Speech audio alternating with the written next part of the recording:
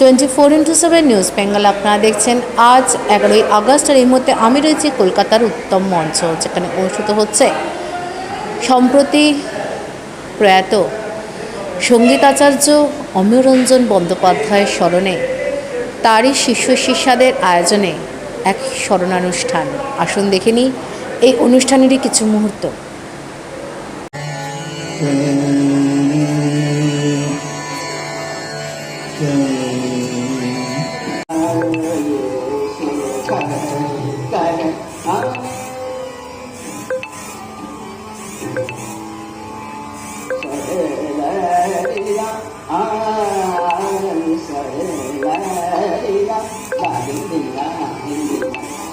সঙ্গীত জগতে আরও এক নক্ষত্র পতন। শাস্ত্রীয় সঙ্গীতে পারদর্শী সঙ্গীতাচার্য পণ্ডিত অমিয়রঞ্জন বন্দ্যোপাধ্যায় তার সঙ্গীত জীবনে শতবর্ষ পথ চলে গত জুলাই মাসে প্রয়াত হন। এদিন তার শিষ্য শিষ্যাদের আয়োজনে উত্তম মঞ্চ তার সান্নিধ্যে থাকা বিশিষ্ট ব্যক্তিত্বদের সমাগমে সঙ্গীতাচার্যকে শ্রদ্ধা নিবেদনে অনুষ্ঠিত হল জন্ম শতবার্ষিকী আয়োজনে স্মরণানুষ্ঠান। এদিনের অনুষ্ঠানে শিল্পীকে শ্রদ্ধা জ্ঞাপনের সাথে তার জীবনের বিভিন্ন দিক তুলে ধরে পরিচালক মিন্ময় নন্দীর পরিচালনায় চড়ুইবেতি এই ডকুমেন্টারি ছবি রিলিজ হয়। এদিনের অনুষ্ঠানে সঙ্গীতাচার্য অমিয়রঞ্জন বন্দ্যোপাধ্যায়ের প্রতি শ্রদ্ধা নিবেদনে বিশিষ্ট ব্যক্তিত্বদের মধ্যে উপস্থিত ছিলেন পণ্ডিত নিহার রঞ্জন বন্দ্যোপাধ্যায়, পদ্মশ্রী পণ্ডিত তেজেন্দ্র নারায়ণ মজুমদার, তবলাবাদক শিল্পী বিক্রম ঘোষ, পণ্ডিত গোবিন্দ বসু, পণ্ডিত অলোক লাহিড়ী, বিদুষী মীনা ব্যানার্জি, বিদুষী মিতা নাগ, পণ্ডিত সমর সাহা, বিদুষী রাজ্যশ্রী ঘোষ সহ অন্যান্যরা। সঙ্গীতাচার্যের শিষ্যা নন্দিনী চক্রবর্তীর আহ্বানে অনুষ্ঠিত হওয়া এই অনুষ্ঠানে অন্যান্যদের মধ্যে সহযোগী হন মেঘনা নন্দী, শুভ্রকান্তি চট্টোপাধ্যায়, চিরঞ্জিত মুখার্জি সহ অন্যান্যরা।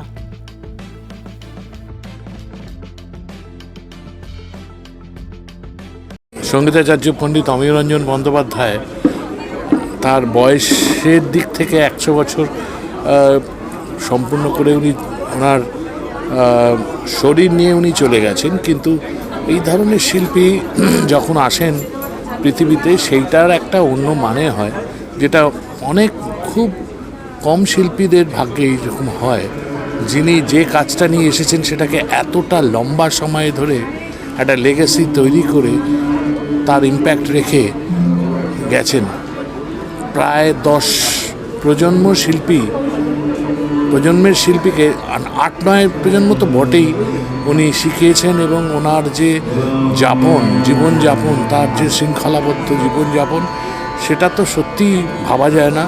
এবং যতদিন আমাদের ভারতীয় গান বাজনা থাকবে, পণ্ডিত অমিয়রঞ্জন বন্দ্যোপাধ্যায়ের গান তার শিষ্য শিষ্যার মাধ্যমে বিভিন্নভাবে প্রচার প্রসারের মাধ্যমে সকলেই মনে রাখবেন। আমার অন্তর থেকে ওনাকে অনেক অনেক প্রণাম এবং শ্রদ্ধা। শ্রদ্ধেয় অমিয় জেঠু আমার বাবার থেকে একটু বড় ছিলেন বয়সে। উনি একজন লেগেসি শিল্পী, এমন দুর্দান্ত গান করেওছেন এবং তেমনি একটা লেগেসি ছেড়ে গেছেন। ওনার ছাত্রছাত্রীদের মাধ্যমে একজন বিশাল গুরুও ছিলেন, যেটা আমার মনে হয় যে একজন আর্টিস্টের সবথেকে বড় রোল হচ্ছে যে সে তার মিউজিকটাকে প্রপাগেট করে যেতে পারা। তো সেইটা ওনার মতো খুব কম শিল্পী করতে পেরেছেন। দুর্দান্ত গান করতেন এবং গ্রেট টিচার। অফকোর্স আমাদের মিউজিক জগতের একটা বিরাট লস, কিন্তু এতগুলো ছাত্রছাত্রী রেখে যাচ্ছেন, সেটা সার্টেনলি একটা বিরাট পাওনা। অমিয়দার সম্বন্ধে এই প্রজন্মের কাছেই একটু বলার বিষয়, কারণ উনি তো ঠিক এই প্রজন্মের আর্টিস্ট নন। উনি বিষ্ণুপুর ঘরানার শিল্পী এবং অত্যাধিক একজন গুণী শিল্পী এবং গুণী ঘরের শিল্পী। ওনার বাবা এবং কাকা জ্যাঠা ওদের পরিবারের সকলেই গান বাজনা করেছেন এবং ওনার ভাইয়েরাও তাই। সুতরাং ওটা একটা সঙ্গীত পরিবার। ওনার সঙ্গে আমি বাজিয়েওছি, উনি খুব পছন্দ করতেন আমাকে। তার কারণ হচ্ছে উনি বিষ্ণুপুর ঘরানা হলেও, যেটা আমার ধারণা, উনি আমির খান সাহেবকে খুব ফলো করতেন, আমির খান সাহেবকে পছন্দও করতেন। ওনাকে জিজ্ঞেস করেছিলাম যে আপনার পছন্দের আর্টিস্ট কে গাইয়ে, তো উনি এক বাক্যে বলেছিলেন যে আমার সবচেয়ে পছন্দের আর্টিস্ট হচ্ছে ওস্তাদ আমির খান সাহেব। এবং খান সাহেবের অনেক কিছু প্রভাব ওনার মধ্যে আমরা পেয়েছি। এবং কি বলবো, আজকে ওনার স্মরণ সভা হচ্ছে।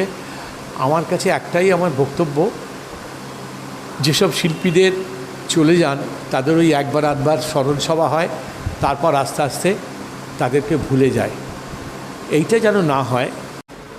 স্মৃতির উদ্দেশ্য বলে কিছু হয় না, উনি আমাদের মধ্যেই আছেন। আর কোনো মানুষই পৃথিবী ছেড়ে যেতে চান না, অমিয়দাও চাননি। সেই জন্য উনি চিরকাল থাকবেন।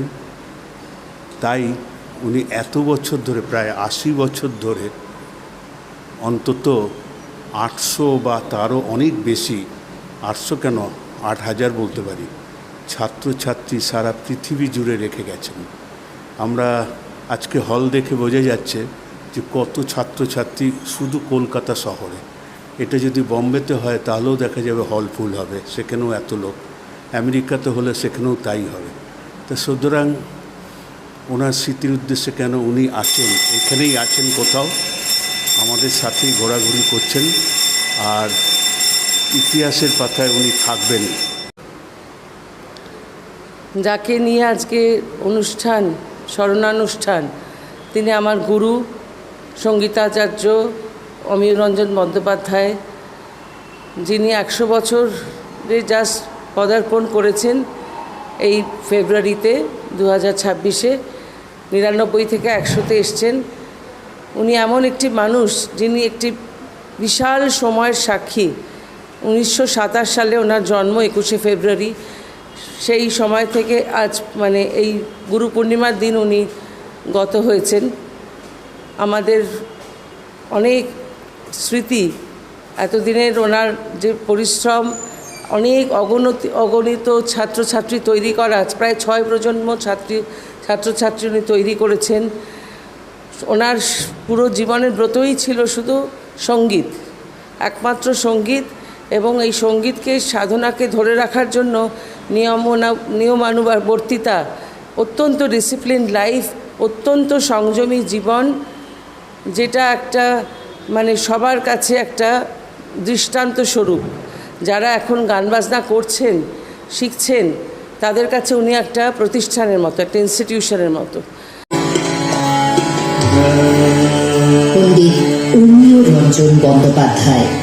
The name has come to signify an institution in the field of Hindustani classical music for over half a century. Although his journey has been illustrious and arduous in equal measure, it is nevertheless intimately entwined with the evolution of Khayal itself, the most popular form of Indian classical music today. Born into one of the most eminent musical families of the Vishnupur Gharana, the only historical Gharana of Bengal, his training in music started 24x7 news বেঙ্গলের সঙ্গে থাকুন, সাথে থাকুন, দেখতে থাকুন। সব খবরের জন্য চোখ রাখুন আমাদের চ্যানেলে।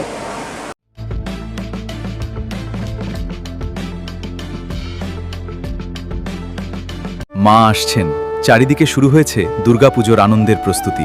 নতুন পোশাক, উৎসবের আনন্দ আর পরিবারের হাসিতে ভরে উঠবে অসংখ্য ঘর। কিন্তু আমাদের সমাজের অনেক অসহায় শিশু এবং বৃদ্ধ বাবা মায়ের কাছে এই আনন্দ এখনও অধরা। তাদের মুখেও ফুটতে পারে পুজোর হাসি আপনার সামান্য সহযোগিতায়।